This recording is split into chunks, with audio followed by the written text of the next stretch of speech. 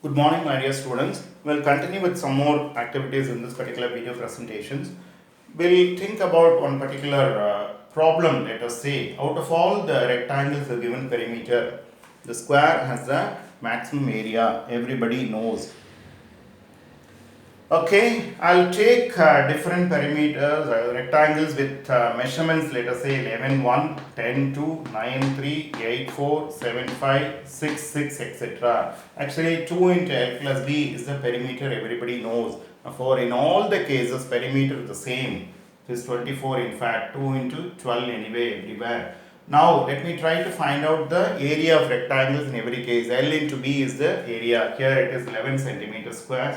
It is 20 centimeter square, it is 27 centimeter square, it is 32 centimeter square, it is 35 centimeter square. I am able to come to the conclusion only when it is a square it has the maximum area. Let me repeat, here the measurements are 11 and 1, dimensions are 11 and 1, area is 11 centimeter square, area here is 20 centimeter square, area here is 9 into 3, 27 centimeter square, area here is 32 centimeter square, area here is 35 centimeter square, area here is 36 centimeter square. Therefore, I can compare the areas.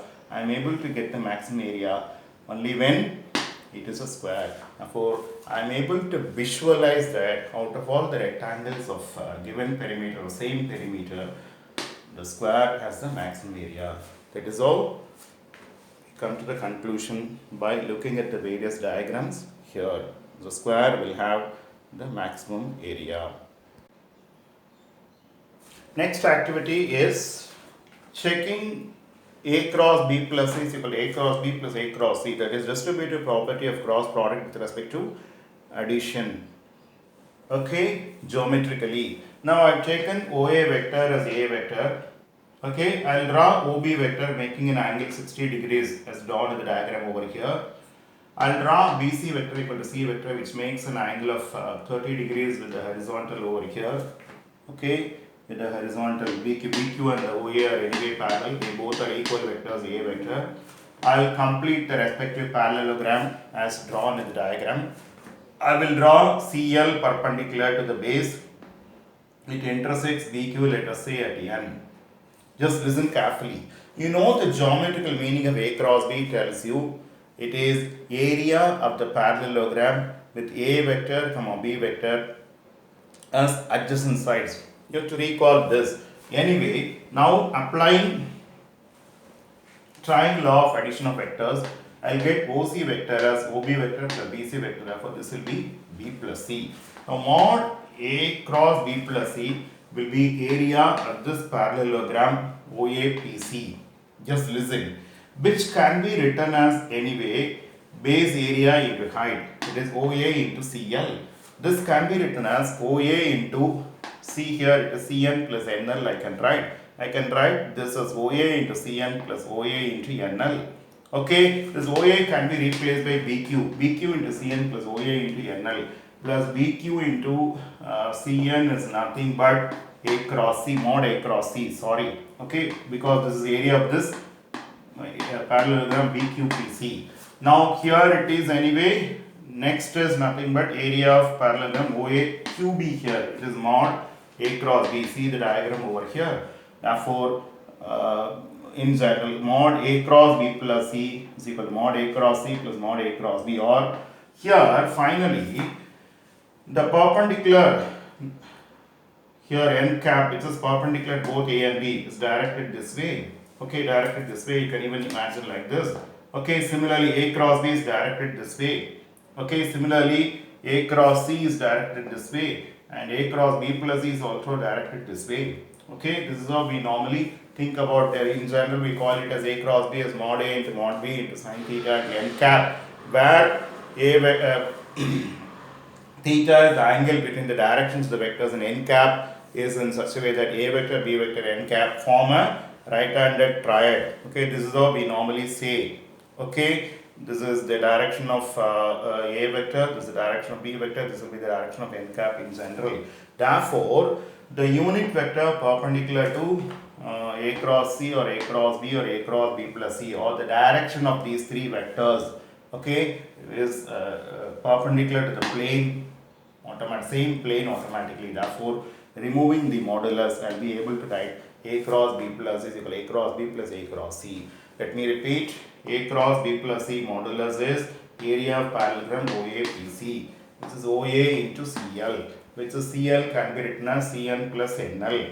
This is normal distributive property. A into B plus is equal to A into B plus A into C. OA into Cn plus OA into NL. But OA can be replaced by BQ. BQ into Cn is nothing but area of parallelogram BQ PC, which is nothing but A cross mod A cross C. This is OA QB, which is mod A cross B.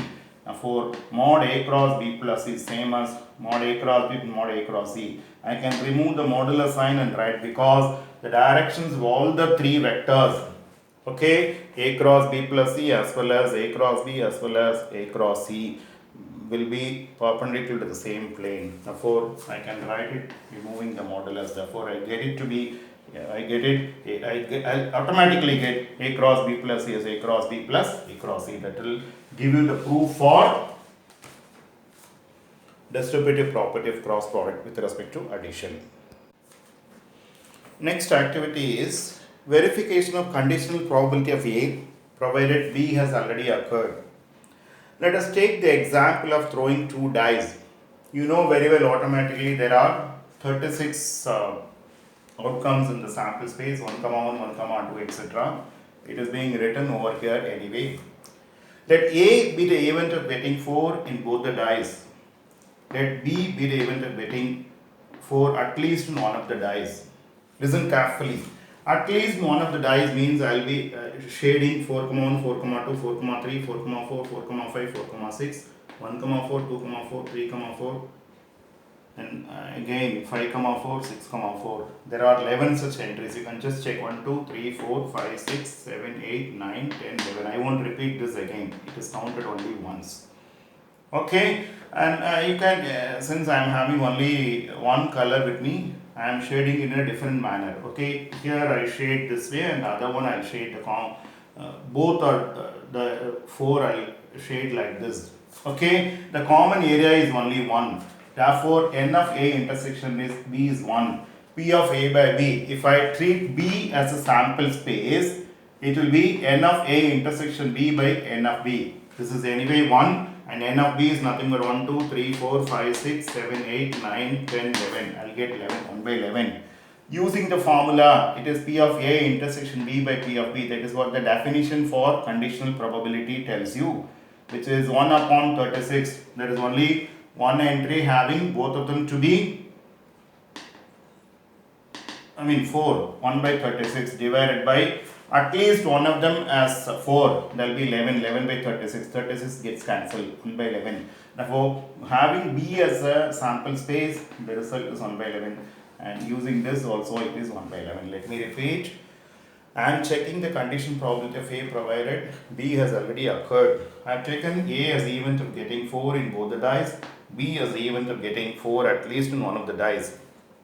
Therefore, I will shade at least one of the dice, 4, 1, 4, 2, 4, 3. There are 11 such entries I have shaded already. Since I don't have a different color, I am shading it with other side for both of them to be 4. Okay. Therefore, the common element n of A intersection B is only 1, and therefore, having B as a sample space, I have it as n of A intersection B by n of B. Here it is 1 by 11, 1 out of these 11 entries. And here it is 1 by 36 by 11 by 36, that is also 1 by 11. Therefore, the conditional probability is being verified in this particular case like this. Therefore, thank you students for patient watching. I will be meeting you with a different video further, maybe with a different activity or some kind of board type paper, etc. Thank you. Until then, goodbye from R. Shankar Raman.